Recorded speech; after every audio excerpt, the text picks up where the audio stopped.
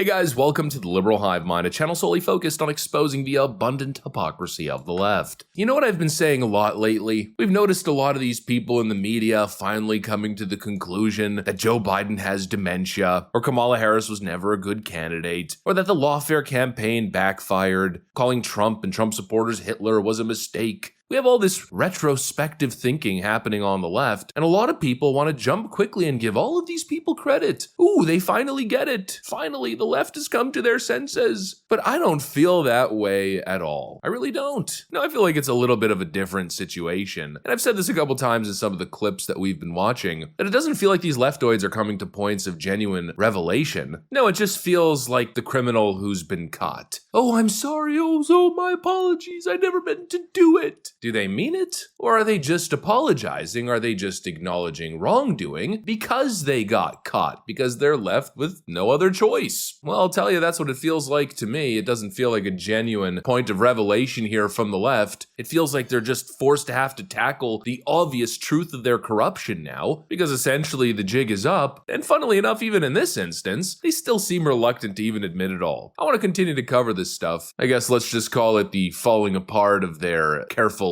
crafted narratives. Let me show you guys what's going on. We got some stuff to get into, so let's roll the tape. All right, folks, so here's an article that caught my eye as I was scanning the news this morning. We've got this from the Gateway Pundit that says, watch, CBS panel can't handle the truth when one of their own bravely reveals the most undercovered and underreported story of the year. The truth to far-left hacks at CBS News is like sunlight to a vampire, especially when Democrat lies and cover-ups are exposed. This truism became glaringly apparent when one of their own broke the script on Sunday. On this Sunday's edition of Face the Nation, CBS reporter Jan Crawford was unwilling to let her network get away with the lies that they had been pushing for 4 years during Joe Biden's reign and bravely spoke the truth regarding the media's greatest failure. The moment happened when she responded to a question from host Major Garrett on Face the Nation. One of the things we also do in the year-end correspondence roundtable is dig into what was undercovered or underreported. Jan?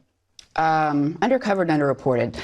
That would be, to me, Joe Biden's obvious cognitive decline that became undeniable in the televised debate. At the presidential debate with Donald Trump. Unquestioned. And, you know, it's starting to emerge now that his advisors kind of managed his limitations. It's been reported in the Wall Street Journal for 4 years, and yet he insisted that he could still run for president. We should have much more forcefully questioned whether he was fit for office for another 4 years, which could have led to a primary for the Democrats. It could have changed the scope of the entire election. Yet, still, incredibly, we read in the Washington Post that his advisors are saying that he regrets that he dropped out of the race. You know, that he thinks he could have beaten Trump. And I think that is either delusional or they're gaslighting. And look, now I got to admit we're getting a little bit closer. Certainly this was a little bit better than the clip we covered on CNN that was pretty similar. It was very disturbing to learn late in the year about just how poor his health has become. And like many, I did not realize that it had gotten to that point. Where one of the partisan hack contributors at CNN essentially tried giving the fake news press an alibi and out here. Oh, it was all just a mistake. We just didn't know. How could we have possibly known, right? So we've gone, I guess, from plausible deniability to now fake news journalists at these big networks essentially just straight up admitting that Joe Biden's decline was obvious and they just didn't push it. It's a little bit of an improvement, but it's still not where we ought to be, especially not with the panel pushback. But the point I'm trying to make here is that I think it was less of you guys not looking into it enough or giving it enough attention, and more so you guys actively propagandizing the American public to the exact opposite of what the truth was. In other words, you guys were actively engaging in the cover-up and you all lied. Liars. Does the president have the stamina, physically and mentally, do you think, to continue on even after 2024? Don, you're asking me this question. Oh my gosh, he's the president of the United States. You know, I can't even keep up with him. The most difficult part about a meeting with President Biden is preparing for it, because he is sharp, intensely probing, and detail-oriented and focused. I can testify because I've been working very closely with this president for the past 2 years. I've been knowing him for 30 years. And I'm telling you, this guy's tough. He's smart. He's on his game. Joe Biden has vision. He has knowledge. He has a strategic thinker. The president is focused. He's detail-oriented. He's always thinking about the big picture. He is engaging. He is capable. He has an incredible record as president. And I'm often with him on foreign trips. He's at the top of his game. So he has a vision, he has knowledge, he has judgment, he has a strategic thinking. I met with the president, 5 or 6 weeks ago, and he seemed fine to me. I have complete confidence in the president. I have watched him expertly guide meetings of staff and cabinet members. I could not have more confidence in the president. It was nothing but lies. It was an active cover-up. It wasn't just underreporting, undercovered. Oh, we just missed it. Whoops. Oh, we probably should have put more focus on it. It wasn't just an innocent mix-up. It was a purposeful strategy, a purposeful mass media propaganda campaign to distort reality. And boy, did it backfire. And I love how they're trying so badly to get a soft landing out of it all here. They want so badly for things to return to normal. We're going to reclaim our spot here at the top of the media landscape, and everything's going to go right back to normal. We're sorry. But I don't think that's happening. Mainly because the pushback in the media is just not significant enough. They're coming with these lukewarm, cringe takes, when what probably should be happening is total reset back to point zero reform of the mainstream media. It's the only way. It's the only path towards redemption. Because what they don't realize is they've inadvertently red-pilled the masses. It's not just the lies protecting Joe Biden. It's not just the cover-ups, but it's also their offensive action. Actually, this video popped up on my timeline, which I think puts it into clear perspective. You voted for Trump, question mark. Well, obviously I'm not American, so I couldn't have voted for Trump, but if I was American, I 100% would have voted for Trump.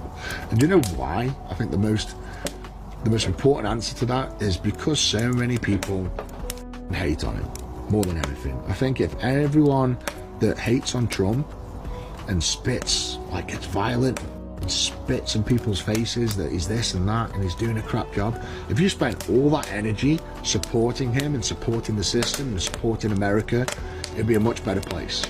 And that's why I think the non-Trumpers need to let their ego go, take a bow, and just go with the flow. Like, Trump's in charge now. Deal with it. Embrace it. Help him. Help yourselves. Help other people around you. Like, are you going to literally for 4 years just go, Trump's disgusting, sod Trump, get someone else in? For 4 years, you can't do anything about it. So f***ing deal with it. Like, I honestly don't get these anti-Trumpers. You're the reason he won. Just so you know that. Anyone who's anti-Trump, you are the reason he got in. Because all the hate and all the misinformation and all the crap that you spread about him was all false.